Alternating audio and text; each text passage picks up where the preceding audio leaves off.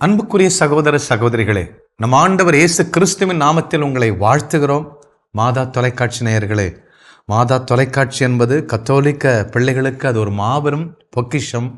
அன்பான சகோதர சகோதரிகளே, கடந்த 2 வாரங்களாய் பரலோக ராஜ்யத்தை குறித்த ஒரு புதிய போதனையை நாம் தொடங்கினோம். அது எவ்வளவு முக்கியம், எவ்வளவு ஒரு ஆழமானது, அவசியமானது என்பதை பேசிக்கொண்டிருக்கிறோம். முதல் வாரம் சொன்ன யோவான் 10:16 படி கடவுள் ஒரே மந்தை ஒரே ஆயன் என்கிற திட்டத்தை நிறைவேற்றுவதற்காக தான் இந்த உலகத்தில் பரலோக ராஜ்யத்தை கொண்டு வந்தார்.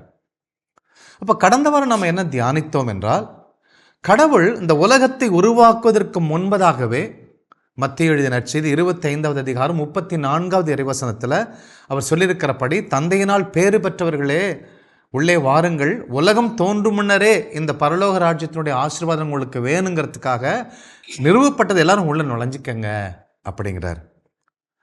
அப்போ கடவுளுடைய வாழ்க்கை, கடவுள் எப்படி சந்தோஷமா வல்லமை உள்ளவரா, செல்ஃப் சஃபிஷியன்சியா, யாரும் அவருக்கு சமமானவங்க இல்லை, அவரை எதிர்த்து நிற்கவங்க இல்லை, அவர் கீழே யாரும் அவரை மேல் நோக்கி போக முடியாது, அவரை விட உயர்ந்த அந்த உலகத்தில் யாரும் இல்லை. கடவுள் எப்படி வாழ்கிறாரோ அப்பேற்பட்ட அந்த வாழ்க்கையை இந்த உலகத்தில் இருக்கிற ஒவ்வொரு பிள்ளைகளும் வாழ வேண்டும் என்பது தான் அவருடைய நோக்கம், அவருடைய தாட்ஸ், அவருடைய கான்செப்ட் என்று பார்த்தோம்.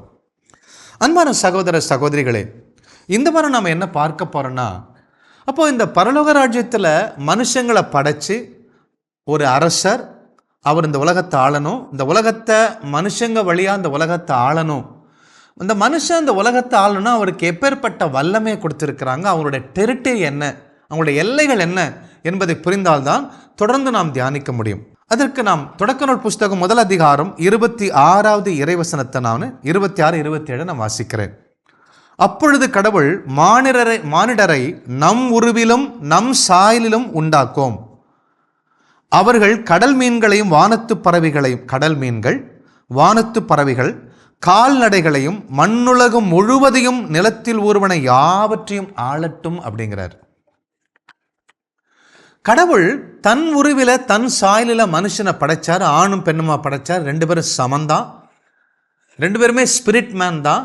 அதனால மனிதனே அப்படின்னு கூப்பிட்றாரு. மனிதன்னா ஆணு மட்டுமல்ல, மனிதனே, மேன் என்று சொன்னால் ப்ளூரல், ஆணும் உண்டு பெண்ணும் உண்டு. அப்போது ஆண் உருவம் செஞ்சு அதில் தன்னுடைய ஆவியை ஊற்றுறாரு, பெண் உருவம் செஞ்சு அதில் தன்னுடைய ஆவியை ஊற்றுறாரு. உருவம் தான் வேற வேற தவிர 2க்குள்ளே இருக்கிற ஸ்பிரிட் மேன் ஒன்று தான். அன்பான சகோதர சகோதரிகளே, man was both created and made by the main source, nothing but God.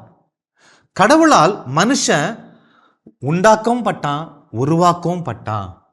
அன்பான சகோதர சகோதரிகளே, உண்டாக்குறது கிரியேட்டட் ஃப்ரம் நத்திங், ஒன்றுமில்லாமையிலிருந்து மனுஷனை உண்டாக்கினார்.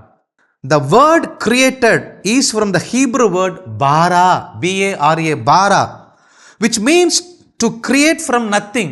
மனுஷனை கடவுள் ஒரு சிந்தனையில் உண்டாக்கி எண்ணி அவனை ஆள வேண்டும் என்று சொல்லி கருதி அவன் தன் சொந்த சாயலில் தன் ஆவியை ஊற்றாரு. ஒன்றுமில்லாதமிலிருந்து அவனை கடவுள் கிரியேட் பண்றாரு, உண்டாக்கினார்.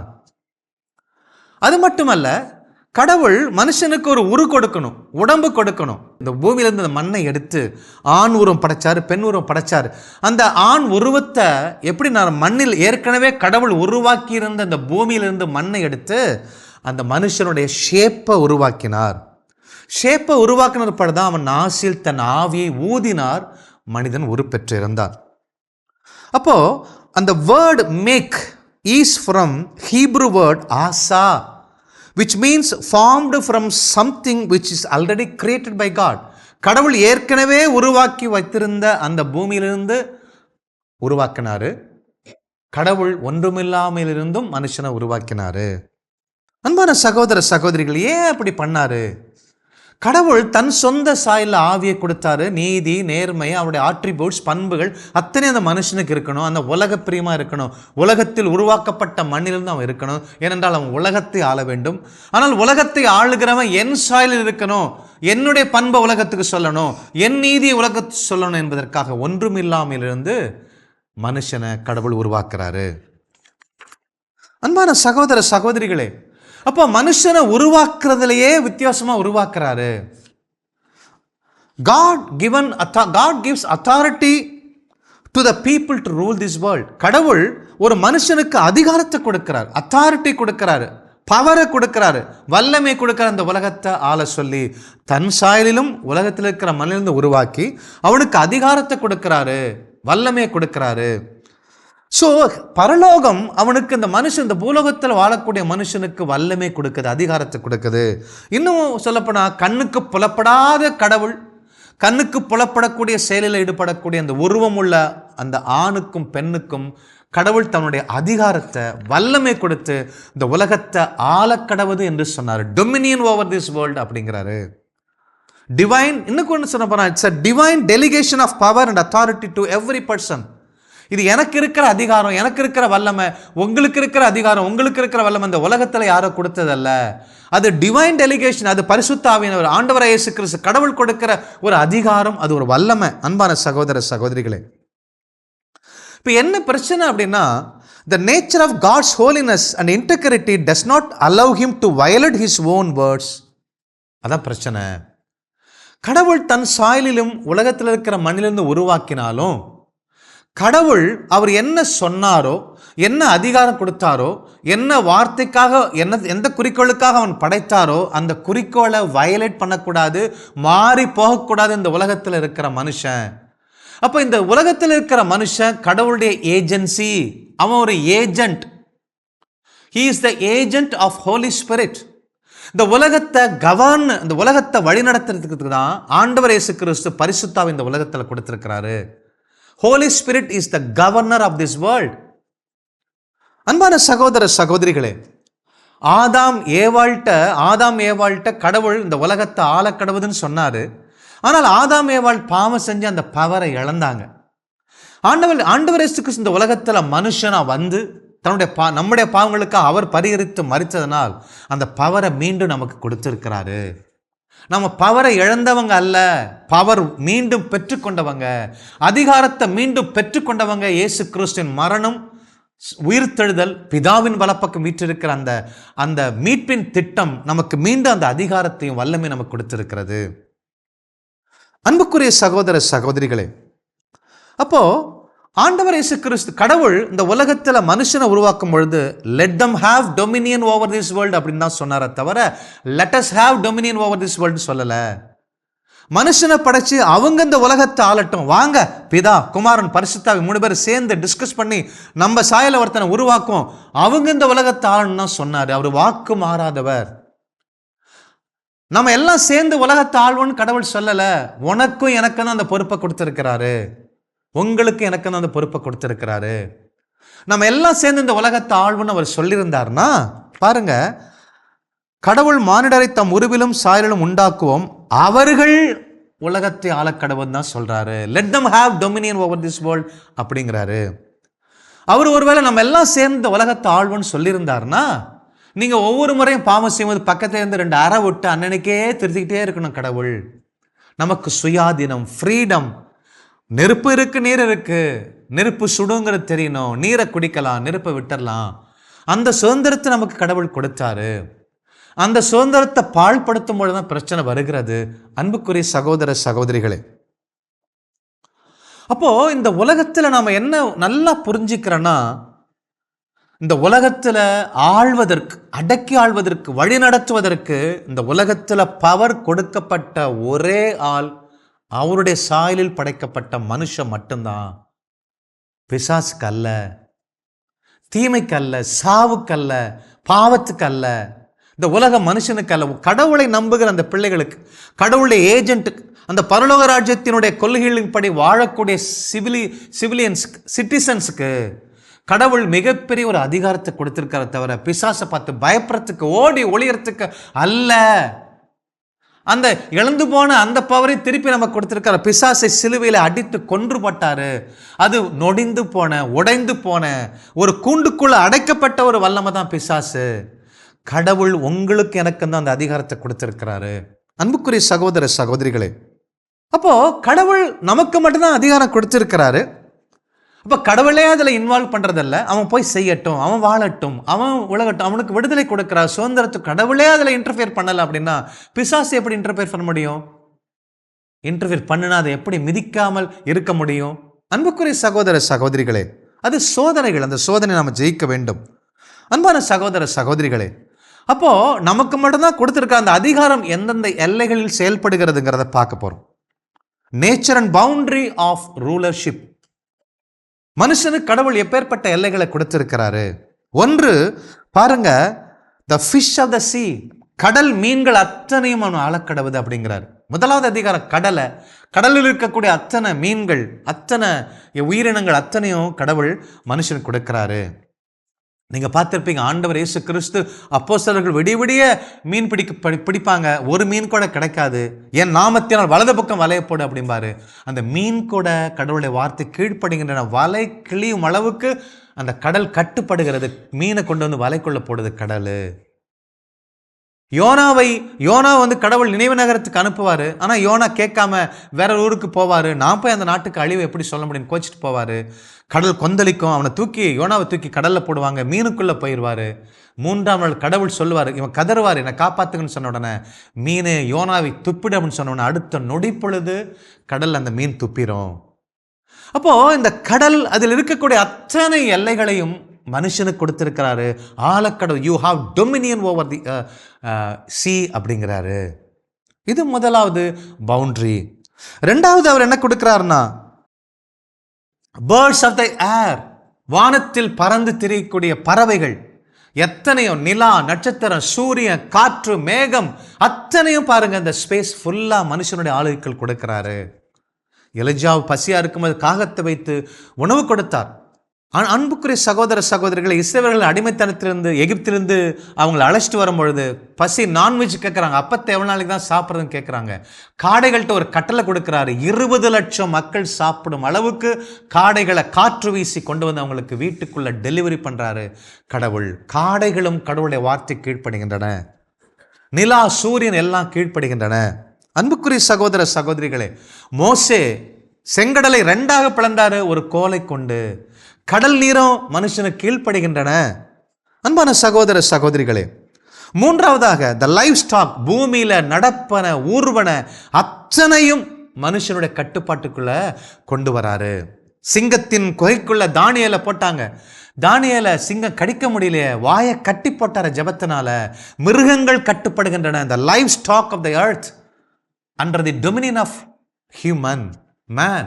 அன்புக்குரிய சகோதர சகோதரிகளே, அப்போ இந்த மூன்றாவது டெரிட்டரி என்னன்னா, அந்த பூமியில ஊர்ந்து செல்லக்கூடிய அத்தனையும். திருத்துதர் பவுல விஷப்பாம்பு கட்டுவிரின் கிடைச்சத அப்படியே எடுத்து தூக்கப்பட்டார், சாகலையே. விஷப் கூட அந்த மனுஷனை ஒன்றும் செய்ய முடியல. அவன் ஒழுங்கா இந்த பரலோக ராஜ்யத்தினுடைய உண்மையான ஒரு சிட்டிசனா, பிரஜையா, பரலோக ராஜ்யத்தினுடைய பிரஜையா வாழ்ந்தானா, எந்த விஷம் கூட அவனுக்கு ஒன்றும் செய்ய முடியாது. நிலத்தில் ஊர்வன நடப்பன அத்தனை மிருகங்களும் அவன் அடைக்காலம். நாம் இன்னைக்கு தவளைக்கு, பாம்புக்கு, பூரானுக்கு, பூச்சிக்கு, சிங்கத்துக்கெல்லாம் பயந்து சாவுறோம். அன்பான சகோதர சகோதரிகளே, நான்காவதாக இந்த பூமி முழுவதையும் அவனுக்கு ஆளக்கடவுது என்று சொன்னார். 4th டெரிட்டரி எர்த் முழுசும், பூமி முழுசும் அவருக்கு கொடுத்திருக்கிறாங்க. அஞ்சாவதாக இந்த பூமியில புல் பூண்டுகள், செடி, விதைகள், மரம் அத்தனையும் சாப்பிட்டுக்கப்பா. All that creep upon the earth என்று சொல்லுகிறார். இந்த பூமியில வளரக்கூடிய அத்தனையும், தென்னமரம், மாமரம் அத்தனையும் அவனுடைய கட்டுப்பாட்டுக்குள் இருக்கிறது என்று சொல்லுகிறார். 5 விதமான ஒரு டெரிட்டரி கொடுத்து இந்த அத்தனை எல்லைகளிலும் அவன் ஆள வேண்டும் என்று கடவுள் சொல்லுகிறார். அன்புக்குரிய சகோதர சகோதரிகளே, அப்போ டொமினியன், ஆள கடவுதுன்னா என்ன செய்யணும்? அவன் என்னத்தை ஆள்றது, எப்படி ஆள்றது? டொமினியன் அப்படின்னு சொன்னா மார்ஷல், அது மம்லாக்கா. அவன் என்ன செய்யணும்னா, தன்னுடைய மம்லாக்கா என்று சொன்னால் அதை ஆளக்கடவுள், டொமினியன். மல்குட் என்று கிரீக் வேர்டில் சொல்றாங்க. மம்லாக்கா ரொம்ப அருமையா அதுல மேட்ச் ஆகுது.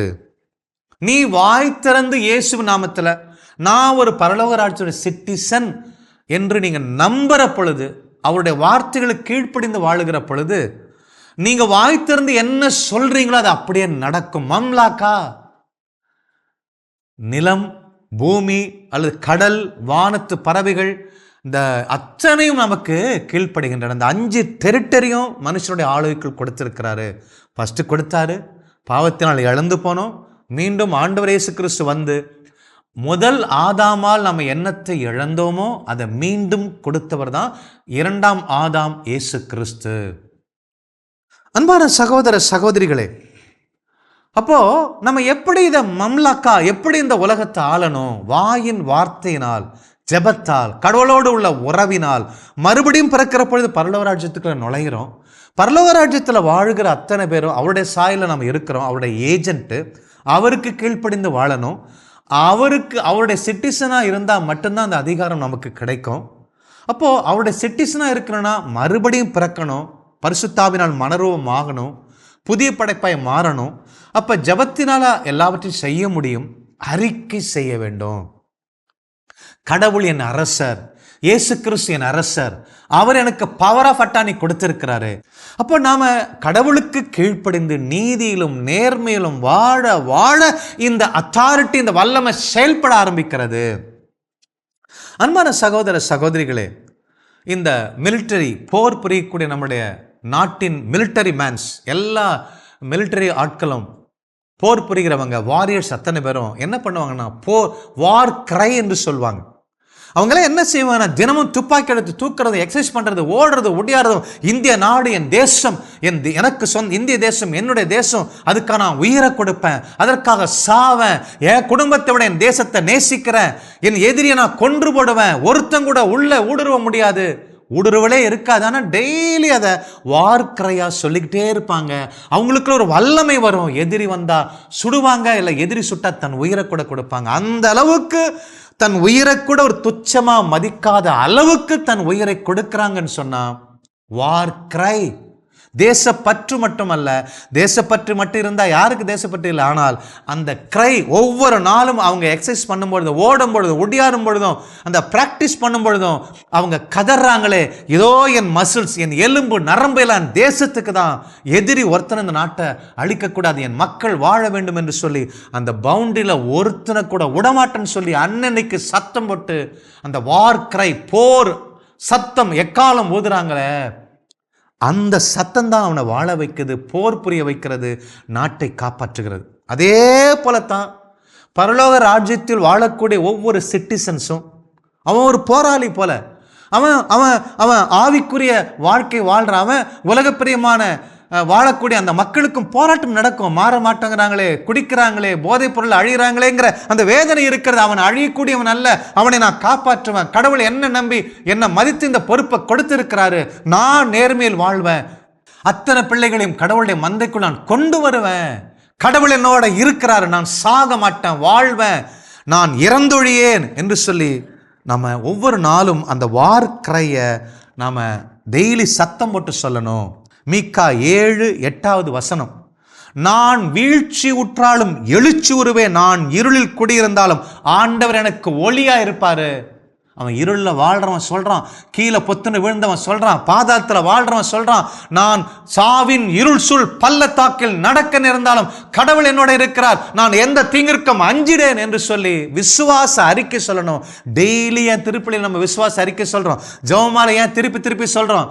வானத்தை பூமியும் படைத்த கடவுளை விசுவசிக்கிறேன், அவருடைய ஒரே மகன் ஆண்டவராக இயேசு கிறிஸ்து விசுவசிக்கிறேன், இவர் அன்னையுடைய கர்ப்பத்தில் உருவாக்கப்பட்டார், அவர் எனக்காக சிலுவையிலே மரித்தார், உயிர்த்தெழுந்தார், பிதாவின் வலப்பக்கம் வீற்றிருக்கிறாரு, அவர் திரும்பி வருவாரு, என் சரீர உத்தானத்தை விசுவசிக்கிறேன், கத்தோலிக்க திரு அவை விசுவசிக்கிறேன்னு சொல்லி திருப்பி திருப்பி சொல்றமே, அது ஒரு வார்க்கரை.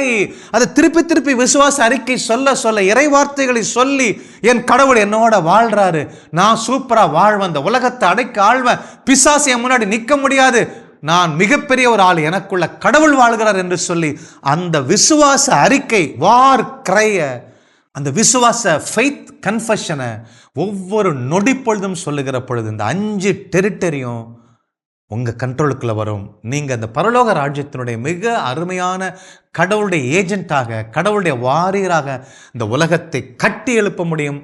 God plus. கிறிஸ்து இயேசுவில் என் அன்புக்குரியவர்களே, நம் வாழ்க்கையில் நிறைய தடவை நான் எதுக்காக இங்கே இருக்கேன், எதுக்காக நான் வாழ்கிறேன்னு தெரியல, எனக்கு ஏன் இந்த நோய் வந்துச்சுன்னு தெரியல, நான் என்ன செய்ய போகிறேன், செத்து போகலாம், எனக்கு சாவு வரமாட்டேங்குது என்று சொல்லியெல்லாம் நிறைய நேரம் புலம்பியே நம்ம கழிக்கிறோம். ஏனென்றால் நாம் எப்படிப்பட்ட ஒரு உன்னதமான படைப்பு என்பதை நாம் புரிஞ்சிக்கவே இல்லை. இந்த நாட்களில் ஆண்டவர் நம்மோடு பேசி கொண்டிருக்கிறார். நீங்க பாருங்க, உங்க குடும்பத்தினர் எல்லாருக்கும் அதை போட்டு காட்டுங்க, இதை விளக்கி சொல்லுங்க. நம்ம எப்படிப்பட்ட படைப்பு! கடவுள் தன்னுடைய படைப்பாகிய அந்த மண்ணிலிருந்து நம்மை உருவாக்குகிறார். தன்னுடைய சிந்தனையிலிருந்து தான் இப்படி மனுஷன் இருக்கணும்னு அதுக்கு முன்னாடி அவர் உருவாக்கி வைத்தார். தன்னுடைய ஆவியை அதுக்குள்ள ஊதுகின்றார். இப்படியாகத்தான் நம்ம ஒவ்வொருத்தரும் நம்ம படைக்கப்பட்டிருக்கின்றோம். அவருடைய சிந்தை, அவருடைய ஆவி, அவருடைய திட்டம், அவருடைய குறிக்கோள், அதை கொண்டு நம்ம வாழும் பொழுது நம்ம வாழ்க்கையில சந்தோஷம், ஒரு நிறைவு இருக்கு. ஓகே, நான் நல்லா வாழ்ந்துட்டு இருக்கேன், இன்னும் பல பேருக்கு நான் ஆசீர்வாதமா இருக்க முடியும் என்கிற ஒரு திருப்தி நமக்குள்ள இருக்கும். அந்த குறிக்கோளை விட்டு நாம் தடமாறி போகும்போதுதான் நம்ம கிட்ட புலம்பல், அழுக, ஏன்னு கேள்வி கேட்டு முடங்கி போகின்றோம். அந்த கடவுள் இயேசு கிறிஸ்து வழியாக அந்த மனிதன் இழந்து போன அந்த அதிகாரத்தை மீண்டுமாக அவனுக்கிட்ட கொடுக்கிறார். அதனால தான் நம்ம வாசிக்கிறோம், மார்க் நற்செய்தி 16வது அதிகாரத்தில் இயேசு கிறிஸ்து சொன்னார், இதோ நான் வந்துட்டப்பா, உனக்கு மீண்டுமாக எல்லா அதிகாரத்தை தருகிறேன் என்று சொல்லிட்டு உலகமெங்கும் சென்று படைப்பிற்கெல்லாம் இந்த நற்செய்தியை பறைசாற்றுங்கள் அப்படின்னு சொல்லிட்டு அவர் சொன்னார். நம்பிக்கை கொண்டோர், என் மீது நம்பிக்கை கொண்டோர், கடவுள் இதை செய்து முடித்தார் நம்பிக்கை கொண்டோர் பின்வரும் அரும் அடையாளங்களை செய்வர். அவர்களின் பெயரால் பேய்களை ஓட்டுவர், புதிய மொழிகளை பேசுவர், பாம்புகளை தம் கையால் பிடிப்பர், கொல்லும் நஞ்சை குடித்தாலும் அது அவர்களுக்கு தீங்கு இழைக்காது, அவர்கள் உடல் நலமற்றோர் மீது கைகளை வைக்க அவர்கள் குணம் அடைவர் என்று சொல்லி பாருங்க. அந்த டொமினியனை மறுபடியும் நான் உனக்கு மீட்டு கொடுத்திருக்கிறேன்னு இயேசு கிறிஸ்து அவர் தன் வாயால நமக்கு சொல்லியிருக்கிறார். ஆனா இதெல்லாம் நம்ம நம்புறதில்லை. நான் ஒன்னுத்துக்காகாதவ என்று சொல்லியே இருக்கிறோமே தவிர, எனக்குள்ள எனக்கு வலுவூட்டுகிற கிறிஸ்து இயேசுவினாலே இத்தனையும் என்னால செய்ய முடியும், இந்த உலகத்தை ஆள முடியும், அவருடைய குறிக்கோளின்படி நான் வாழ முடியும். சாத்தானுடைய அதிகாரத்தில் அவர் பிடுங்கிட்டார். நான் இனிமேல் பயந்து பயந்து வாழ போறதில்லை, தைரியமா வாழப்போகிறேன், அவருடைய இந்த நற்செய்தி உலகம் எங்கும் சொல்லுவேன் என்று சொல்லி அப்படிப்பட்ட இவாஞ்சலிஸ்டா நம்மளால வாழ முடியும். ஆகவே அந்த ராஜாதி ராஜாவை கொண்டாடுவோம், வாழ்க்கையில ஸ்துதிங்க, நன்றி சொல்லுங்க, அவரை பற்றி தெரிந்து கொள்ளுங்க. கண்டதையும் பார்த்து நேரத்தை வீணாக்கதை விட அவருடைய வார்த்தைகளை படிப்போம், அவருடைய இறை ஆட்சியின் அந்த விழுமியங்களை புரிந்து கொள்வோம், நமக்கு கொடுக்கப்பட்ட அதிகாரத்தை புரிந்து கொள்வோம், ராஜாதி ராஜாவின் பிள்ளைகளை வாழ்வோம். அதே நாம் பாடலாய் பாடுவோமா? ராஜாதி ராஜாவை கொண்டாடுவோம், ஏனென்றால் அவர் நமக்கு எதிரான எல்லாவற்றையும் அவர் முறித்து போட்டார், அழித்து போட்டார், மறுபடியும் அதிகாரத்தை நமக்கு கொடுத்திருக்கின்றார். நம்பி பாடுவோம், கரங்களை தட்டி. நம்ம எப்படிப்பட்ட பிள்ளைகள்? கடவுளின் பிள்ளைகள். ஏதோ பிச்சைக்காரங்க பிள்ளைங்கள்ல, பிச்சை எடுத்துட்டு இருக்க வேண்டியவங்கல்ல, கெஞ்சிட்டு இருக்க வேண்டியவங்களை, ஏமாத்த வேண்டியவங்கல்ல, லஞ்சம் கொடுக்க வேண்டியவங்களை, லஞ்சம் வாங்க வேண்டியவங்களை, கலப்படம் செய்யறவங்கல்ல, மாறாக இதோ பரலோக ராஜ்யத்தின் விழுமியங்களை வாழ வேண்டியவர்கள். அப்படி வாழ்வோம். கரங்களை தட்டி. ராஜாதி ராஜாவை கொண்டாடுவோம், நாள்தோறும் துதி பாடி கொண்டாடுவோம், நம் ராஜாதி ராஜாவை கொண்டாடுவோம், நாள்தோறும் துதி பாடி கொண்டாடுவோம். வென்றாரே, சாத்தானை வென்றாரே, வல்லமைகள் அனைத்தும் முறிந்தாரே, வென்றாரே, சாத்தானை வென்றாரே, வல்லமைகள் அனைத்தும் முறிந்தாரே, அந்த சாத்தான் மேல அதிகாரம் தந்தாரே, என் இயேசு நாமம் சொல்லி சொல்லி முறியடிப்பேன், அந்த சாத்தான் மேல அதிகாரம் தந்தாரே, என் இயேசு நாமம் சொல்லி சொல்லி முறியடிப்பேன். ராஜாதி ராஜாவை கொண்டாடுவோம், நாள்தோறும் துதி பாடி கொண்டாடுவோம், இயேசு ராஜாதி ராஜாவை கொண்டாடுவோம், நாள்தோறும் துதி பாடி கொண்டாடுவோம். நம்ம பயப்படுற பிள்ளைங்க இல்லைங்க, ஏனென்றால் ராஜ்யத்தின் பிள்ளைகள். எதிரே முறியடிக்க நமக்கு வல்லமை இருக்கிறது, அதே போல ஆளுகை செய்யும் நமக்கு வல்லமை உண்டு, மகிமையில் வாழ நமக்கு வல்லமை உண்டு. அதை ஆண்டவர் கொடுத்திருக்கிறார், எடுத்து சுதந்திரத்து வாழுவோம்.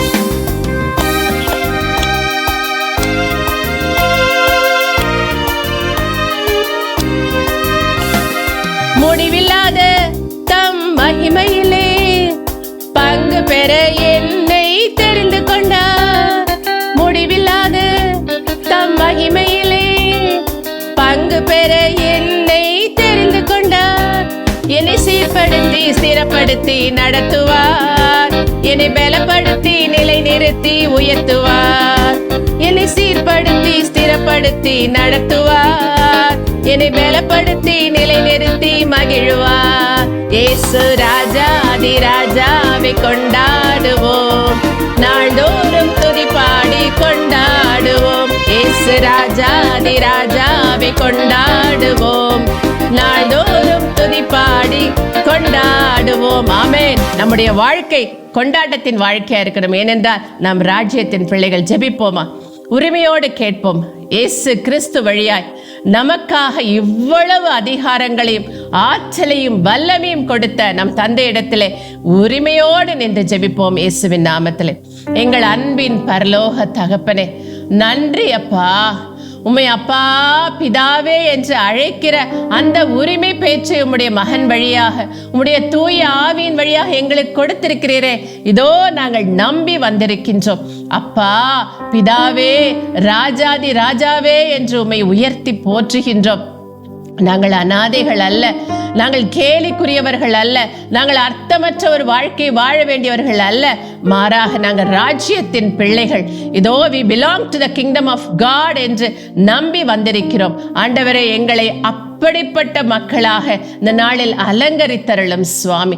எங்களுக்கு தேவையற்ற காரியங்களை எடுத்து மாற்றி ஆண்டவரே, உம்முடைய வல்லமையை தரிப்பித்த பிள்ளைகள் நாங்கள் என்கிற அந்த சத்தியத்துக்குள்ளே நிற்கிற அந்த அலங்காரத்தினாலே எங்களை இந்த நாளில் அலங்கரிப்பீர்களாக. ஒவ்வொரு இல்லத்திலும் அப்படிப்பட்டதொரு வல்லமை இறங்கட்டும் சுவாமி. எல்லா விதமான பொய்களை சொல்லி சொல்லி பிள்ளைகளை நோகடித்து அப்பா கோழிகளாக மாற்றிக்கொண்டிருக்கிற அந்த பிசாசின் அந்தகார வல்லமைகள் ஒவ்வொரு குடும்பத்திலிருந்தும் வெளியேறட்டும் சுவாமி. பிள்ளைகள் தங்கள் நிலையை அறிந்து கொள்வார்களாக, உமக்குள்ளாக தங்களுடைய ஸ்திதியை புரிந்து கொண்டு அப்படிப்பட்டதொரு வல்லமையுள்ள வாழ்க்கையை வாழ்வார்களாக, உமக்கு மகிமை சேர்ப்பார்களாக, உம்முடைய அதிகாரத்தை கொண்டு இந்த உலகத்தை கட்டி எழுப்புவார்களாக. எங்கள் ஆண்டவர் இயேசு கிறிஸ்துவின் நாமத்தில் ஜெபிக்கிறோம் எங்கள் ஜீவனுள்ள நல்ல பிதாவே, ஆமென். அன்புக்குரியவர்களே, ஆண்டவராகிய இயேசு கிறிஸ்துவின் மீது முழுமையான நம்பிக்கை கொள்வோம், நிறை வாழ்வை பெற்றுக்கொள்வோம். God bless you. இயேசுவுக்கே புகழ், மரியே வாழ்க.